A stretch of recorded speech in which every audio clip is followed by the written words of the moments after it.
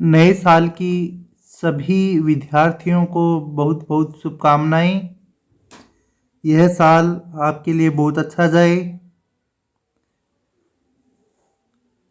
चलिए हम अपना जो चैप्टर है इसको आगे बढ़ाते हैं। हमारा चैप्टर चल रहा था मानव का श्वसन तंत्र। तो इसमें हमने मानव के श्वसन तंत्र की जो क्रियाविधि है वहाँ तक इसको कंप्लीट कर लिया था।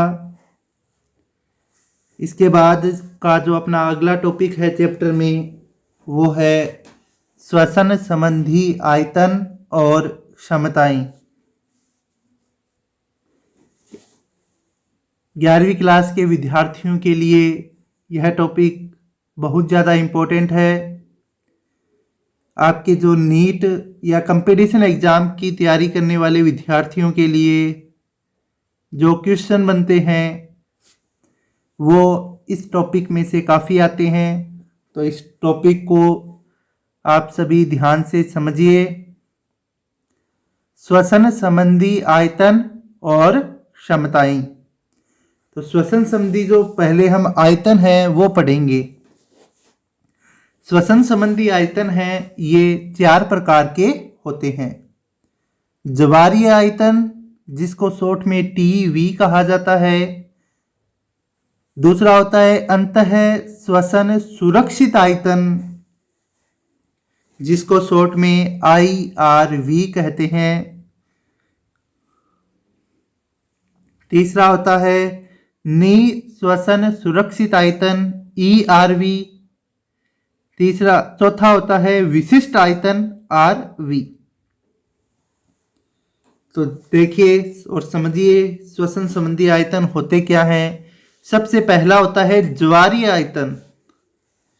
एक सामान्य श्वसन में अंतः श्वसन में फेफड़ों में भरी गई वायु का आयतन या निश्वसन के समय फेफड़ों से निकाली गई वायु का आयतन ज्वारीय आयतन कहलाता है।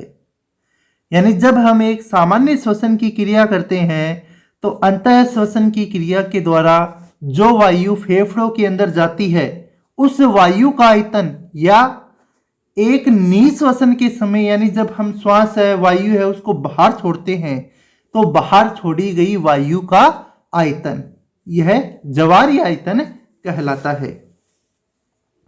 एक स्वस्थ मनुष्य लगभग 6000 से 8000 मिलीलीटर वायु प्रति मिनट की दर से अंतःश्वसित या निश्वसित कर सकता है।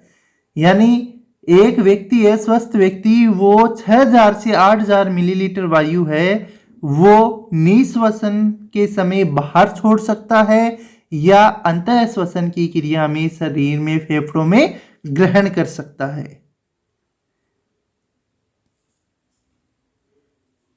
तो श्वसन संबंधी आयतन पहला ज्वारीय आयतन ये कंप्लीट है अपना। दूसरा है अंतः श्वसन सुरक्षित आयतन IRV। तो ये समझिए क्या होता है। वायु आयतन की वह अतिरिक्त मात्रा वायु आयतन की वह अतिरिक्त मात्रा जो एक व्यक्ति बलपूर्वक अंतः श्वसित कर सकता है। वायु आयतन की वह अतिरिक्त मात्रा जो एक व्यक्ति बलपूर्वक अंतः श्वसित कर सकता है यह लगभग 2500 से 3000 मिलीलीटर तक होती है। यानी जब हम बलपूर्वक श्वास को अंदर की ओर खींचते हैं जब हम बलपूर्वक श्वास को अंदर की ओर खींचते हैं तो वह अतिरिक्त मात्रा जो हम अंदर की ओर ले जा सकते हैं वायु की वह अतिरिक्त मात्रा जो हम अंदर की ओर ले जा सकते हैं उसे अंतः श्वसित सुरक्षित आयतन कहते हैं। तो सामान्य श्वसन अंतः श्वसन में हम 6000 से 8000 मिलीलीटर वायु है वो प्रति मिनट की दर से अंदर की ओर ले सकते हैं। लेकिन हम जब बलपूर्वक यह कार्य करते हैं तो हम लगभग 2500 ml से 3000 ml तक वायु है वो अंतः श्वसित कर सकते हैं। तो इसे अंतः श्वसन सुरक्षित आयतन कहा जाता है। तीसरा आयतन होता है निःश्वसन सुरक्षित आयतन। निःश्वसन सुरक्षित आयतन ERV। वायु आयतन की वह अतिरिक्त मात्रा जो एक व्यक्ति बलपूर्वक निःश्वसित कर सकता है। यानी इसमें निःश्वसन सुरक्षित आयतन में क्या होगा कि वायु आयतन की वह अतिरिक्त मात्रा जो एक व्यक्ति बलपूर्वक बाहर त्याग सकता है। जब हम सामान्य अवस्था में होते हैं तो सामान्य अवस्था में हम 1 मिनट में 6000 से 8000 मिलीलीटर वायु है वो अंदर बाहर है वो त्याग सकते हैं। लेकिन यदि हम यही कार्य बलपूर्वक करें, यानी हम है जोर लगाकर बल लगाकर सांस को बाहर छोड़े, वायु को बाहर निकालें, तो हम निःश्वसन सुरक्षित आयतन कहेंगे। जितनी अतिरिक्त मात्रा निकलेगी उस अतिरिक्त मात्रा को हम निःश्वसन सुरक्षित आयतन कहेंगे और यह औसतन 1000 से 1100 ml तक होती है। लास्ट और अंतिम है अवशिष्ट आयतन RV। तो वायु का वह आयतन जो बलपूर्वक निःश्वसन के बाद भी फेफड़ों में शेष रह जाता है। यानी हम जब बलपूर्वक वायु है उसको बाहर छोड़ते हैं तो बाहर छोड़ने के बाद भी जो शेष वायु का आयतन है जो फेफड़ों में अंदर बच चुका है, रह चुका है, उसे अवशिष्ट आयतन कहते हैं। और यह लगभग 1100 मिलीलीटर से 1200 मिलीलीटर तक का होता है।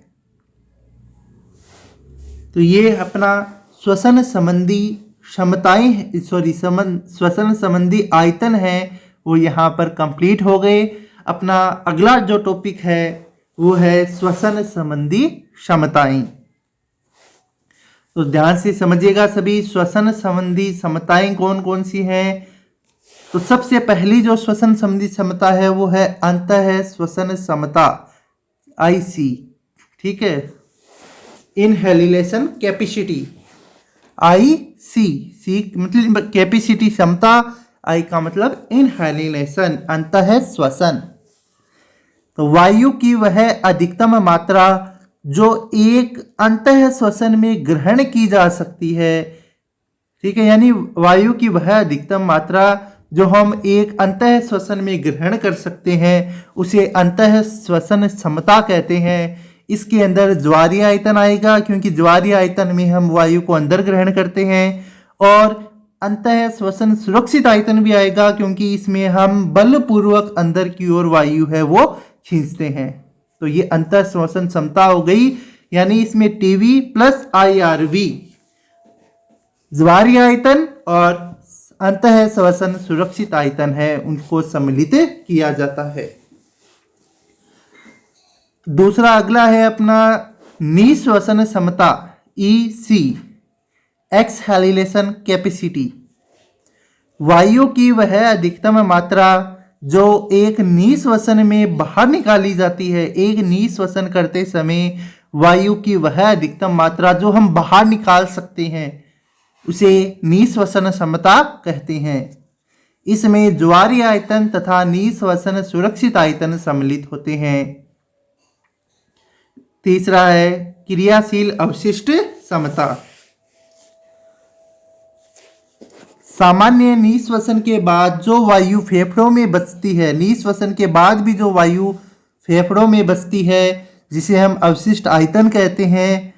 ठीक है, जो वायु की वह मात्रा जो फेफड़ों में बच जाती है निःश्वसन के बाद उसे क्रियाशील अवशिष्ट क्षमता कहते हैं। इसमें निःश्वसन सुरक्षित आयतन और अवशिष्ट आयतन सम्मिलित होते हैं। अगला है जैव क्षमता। अगली क्षमता है जैव क्षमता। यह फेफड़ों में अधिकतम भरी गई व अधिकतम निकाली गई वायु होती है। अधिकतम भरी जाने वाली और अधिकतम निकाले जाने वाली वायु है उसे जैव क्षमता कहते हैं। इसमें ERV यानी निःश्वसन सुरक्षित आयतन, TV ज्वारीय आयतन और IRV यानी अंतः श्वसन सुरक्षित आयतन है। इन तीनों को सम्मिलित किया जाता है। अंतिम है फेफड़ों की कुल क्षमता, टोटल लंग्स कैपेसिटी। फेफड़ों में भरी जा सकने वाली अधिकतम वायु की मात्रा को टीएलसी कहते हैं, टोटल लंग्स कैपेसिटी कहते हैं। यानी फेफड़ों के अंदर अधिकतम से अधिकतम कितनी मात्रा में वायु आ सकती है, उस वायु की उस मात्रा को फेफड़ों की कुल क्षमता कहा जाता है। इसमें जैव आयतन और अवशिष्ट आयतन है, उनको सम्मिलित किया जाता है। तो ये अपना जो जो श्वसन संबंधी आयतन और जो श्वसन संबंधी क्षमताएं हैं, वो टॉपिक यहाँ पर अपना कंप्लीट हो जाता है। इसके बाद के आगे की जो टॉपिक है अपने चैप्टर में, वो हम अपने अगले वीडियो में डिस्कस करेंगे। धन्यवाद।